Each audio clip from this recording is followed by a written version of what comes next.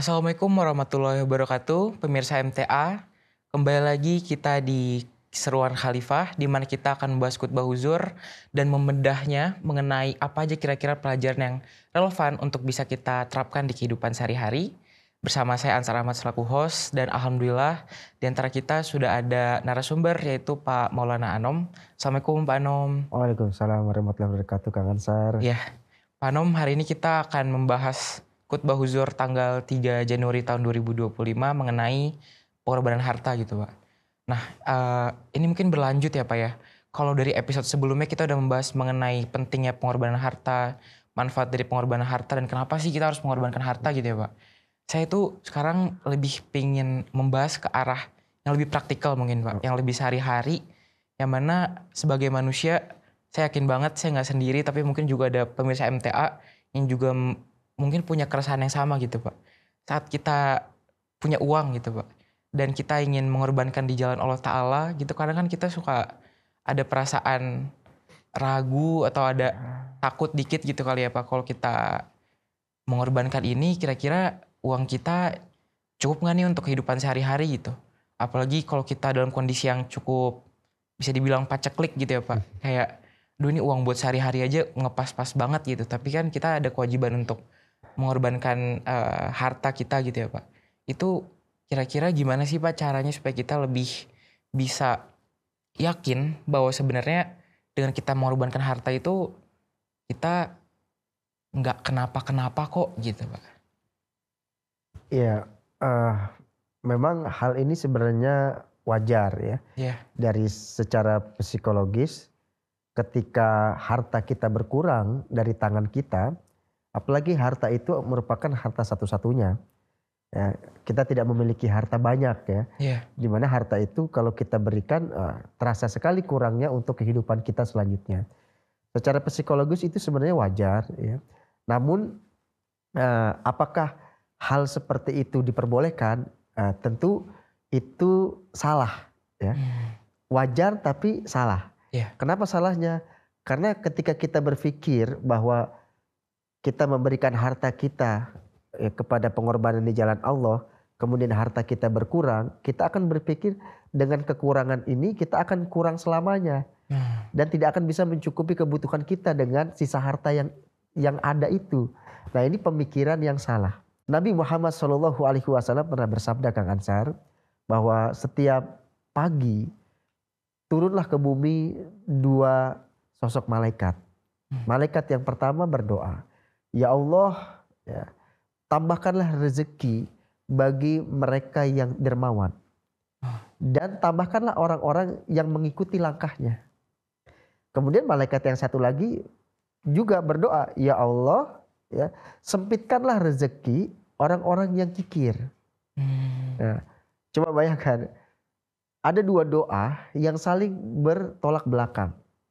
Yeah. Kalau kita tadi bersedekah di jalan Allah Ta'ala, mencoba untuk menjadi orang dermawan, apa doa dari malaikat? Kan ditambahkan rezekinya. Kan gitu. Seharusnya itu yang menjadi sebuah keyakinan kita. Kemudian Hadrat Masih Maud alaihissalam juga menyampaikan, janganlah kamu menghitung-hitung pengorbananmu di jalan Allah Ta'ala. Maka kalau itu dilakukan, maka Allah Ta'ala juga akan menghitung-hitung dalam memberikan harta kepada kamu. Waduh. Jadi kenapa dilarangnya? Coba dari dua hal itu kita mendapatkan pelajaran sangat berharga.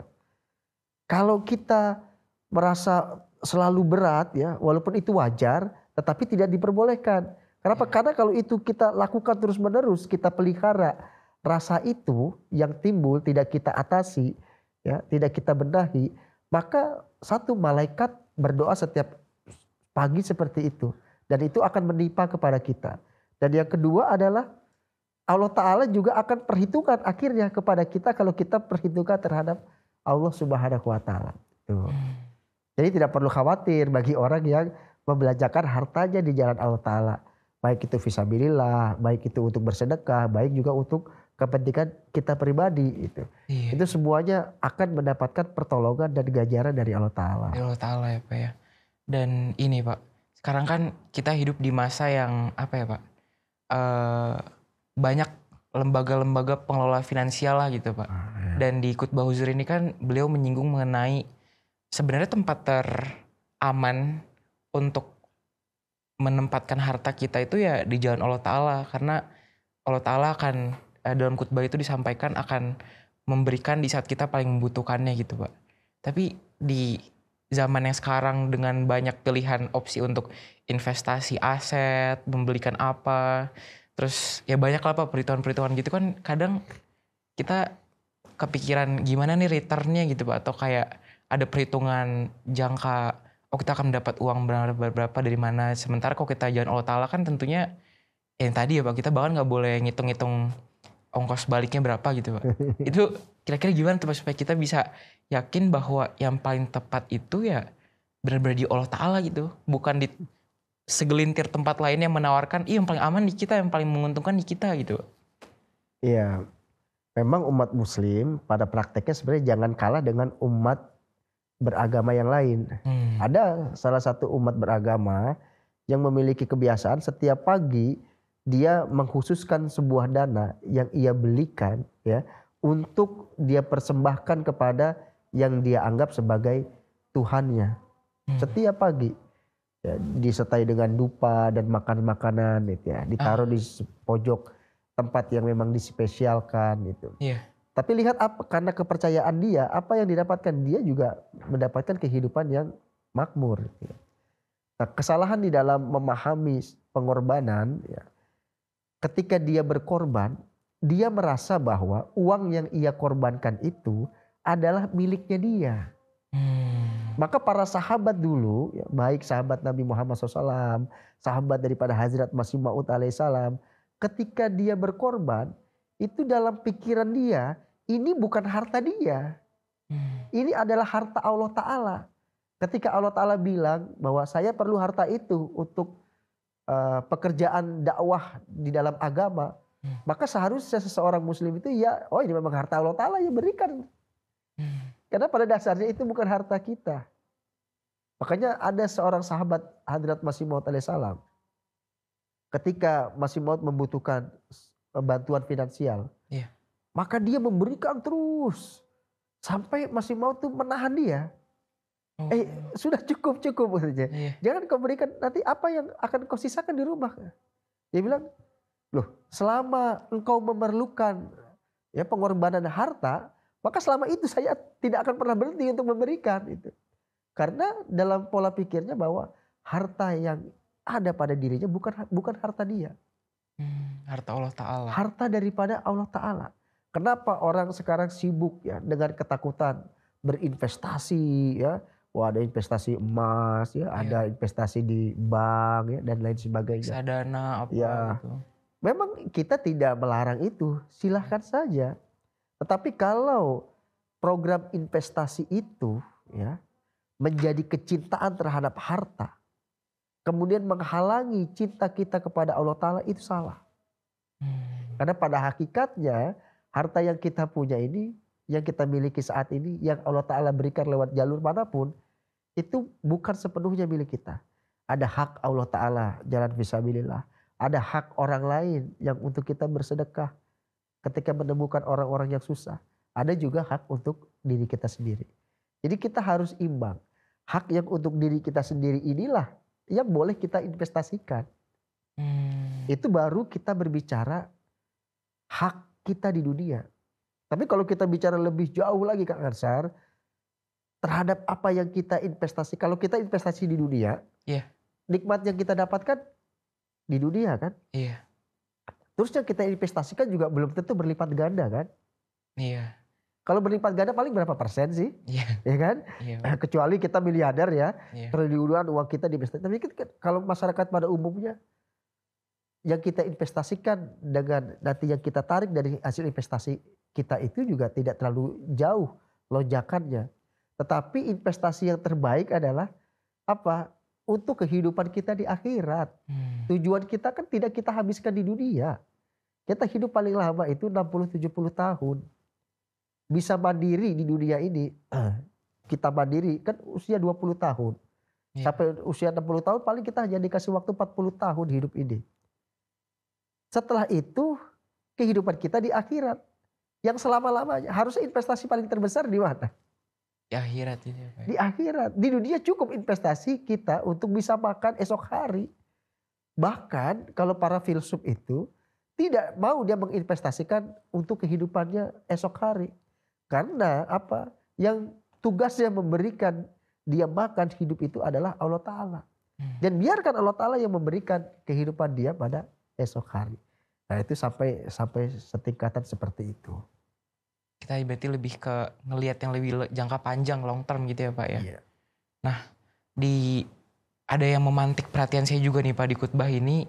Huzur menyinggung bahwa Allah Ta'ala itu nggak butuh harta kita gitu Pak. Ya kalau tadi logika dari awal ini harta Allah Ta'ala, ya tentu Allah Ta'ala kan maha kaya gitu ya Pak ya. Tapi di sini dibilang bahwa kita tuh jangan takabur gitu Pak. Dengan kita mengorbankan harta itu bukan berarti itu sesuatu yang gimana-gimana gitu. Karena kalau kita pun gak mengorbankan harta, nanti kita akan digantikan oleh kaum yang lain gitu Pak. Nah boleh tolong dijelaskan Pak Anom ini ke pemirsa MTA bahwa gimana sih maksud Huzur menyinggung hal ini Pak. Bahwa sebenarnya Allah tuh gak butuh pengorbanan harta kita gitu Pak, sebanyak apapun itu. Ya, ini terkait dengan mindset, cara berpikir yang mana yang benar. Apakah kita yang butuh Allah Ta'ala atau Allah Ta'ala yang butuh kita? Kalau kita merasa bahwa Allah Ta'ala butuh kita, ya itu tadi jatuhnya kita sombong ketika kita berkorban di jalan Allah Ta'ala. Oh saya sudah kasih tuh untuk pengorbanan itu sekian puluh juta. Berarti saya sudah ini dong berpartisipasi dong dengan Allah Ta'ala. Karena kita merasa bahwa Allah Ta'ala yang butuh kita. Kita yang memberikan harta itu kepada Allah Ta'ala. Itu mindset yang salah.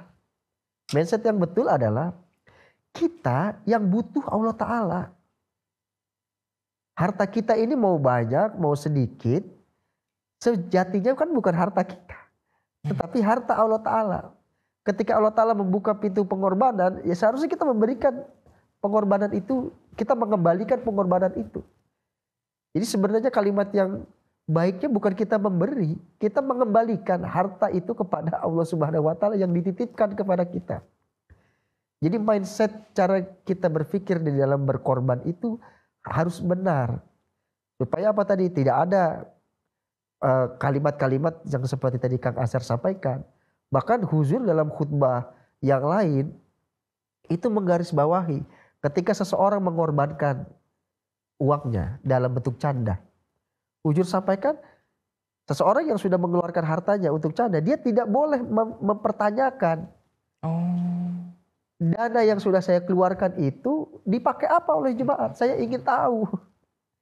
Tidak diperbolehkan. Kenapa? Karena pada esensinya itu yang dia korbankan, yang dia berikan itu bukan harta dia. Itu harta Allah Ta'ala yang dia kembalikan. Yang memang Allah Ta'ala minta dia berikan gitu. Bahkan Huzur sampai kalau misalnya ada Ahmadiyah yang seperti itu, ya silakan.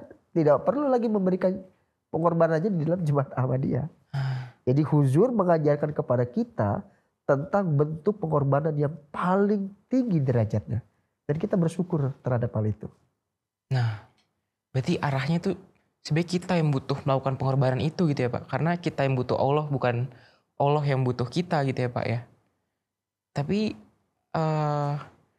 boleh dijelaskan lagi nggak Pak? Kira-kira gimana ketika kita itu bersedekah atau berkorban, tapi sebenarnya itu karena kita yang butuh berkorban gitu Pak. Kan kita kalau manusia ya udah gitu, kita mikirnya ya orang yang butuh kita yang kasih. Tapi di sini justru mindsetnya dibalik bahwa karena kita yang butuh maka kita yang kasih gitu Pak. Iya, ini kalau seandainya pengorbanan di jalan Allah Ta'ala itu dihapus, ya, apa kira-kira yang hilang di dalam kehidupan? Yaitu kenikmatan kerohanian.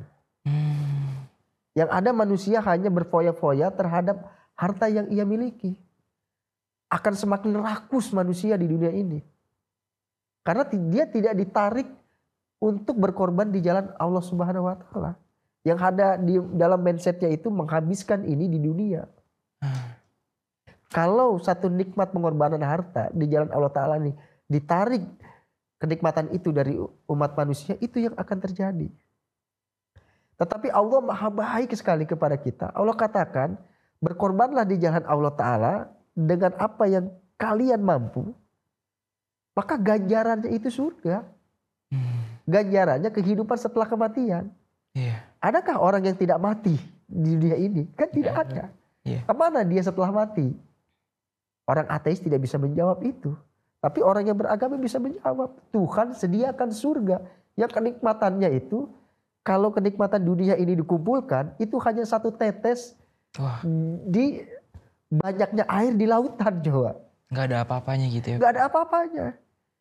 Ini misalnya ada seorang pengusaha besar menyampaikan kepada kita, saya punya pulau yang segalanya di sana itu gratis, dilayani semua. Mau nggak berinvestasi di situ? Mau Pak. Mau lah kita kan. Siapa yang nggak mau? Nggak mau. Iya. Kalau seandainya misalnya, oke, tapi saya ini hanya untuk 100 orang. Kira-kira kita akan berusaha nggak berlomba-lomba termasuk ke dalam 100 orang itu? Pasti. Kita punya kemampuan untuk berinvestasi di situ. Pasti kita akan mau kan? Iya. Yang siapa yang butuh sebenarnya? Pengusaha itu kah? Atau kita yang ingin menikmati kenikmatan di pulau yang indah itu? Kitakah yang butuh Allah Ta'ala untuk menikmati surga? Atau Allah Ta'ala yang membutuhkan kita untuk memasukkan kita ke surga? Nah ini pemikiran ini jangan dibalik ya. Iya. Kalau dibalik, itu yang kemudian mengecilkan pengorbanan itu sendiri. Jadi kalau kita membalik mindset kita membenarkan mindset kita bahwa kita yang perlu Allah Ta'ala. Karena Allah Ta'ala telah menyiapkan surga yang semuanya ada di sana. Yang saya butuh untuk masuk di sana ketika saya meninggalkan dunia ini. Ya. Jadi saya yang butuh gitu. Jadi kalau ada pengorbanan, ya saya butuh itu. Karena itu untuk investasi saya di alam akhirat. Iya. Kan tidak rugi kan? Iya. Tidak rugi kan? Yang tadinya kita merasa harta kita itu hilang, aduh berkurang nih. Padahal gak berkurang, itu untuk investasi di alam akhirat. Beruntung kita sebenarnya. Beruntunglah orang Ahmadi di dalam jemaat ini selalu diikatkan oleh pengurus, oleh huzur terutama, untuk senantiasa berkorban. Ada sarananya ini ya Pak? Ada sarananya Iya. untuk mengingatkan hal itu. Dan itu belum tentu terjadi di setiap umat muslim di luar dari Ahmadiyah.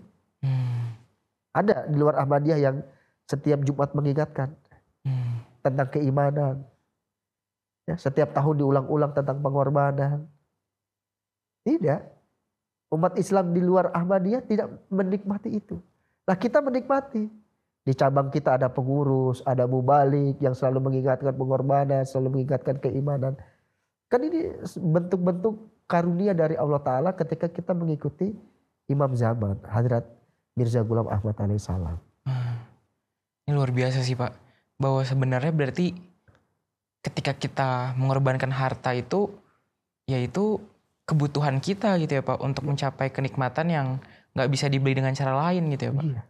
Dengan kalau kita punya mindset ini mungkin orang bukan lagi menahan-nahan canda atau pengorbanan harta, tapi berlomba-lomba ya Pak. Kayak pulau tadi gitu. Jadi kayak, kalau bisa saya lebih cepat, lebih banyak, lebih apa gitu ya Pak ya. Kalau punya mindset kayak gini. Ya, ada kisah dalam hadis yang sederhana sekali.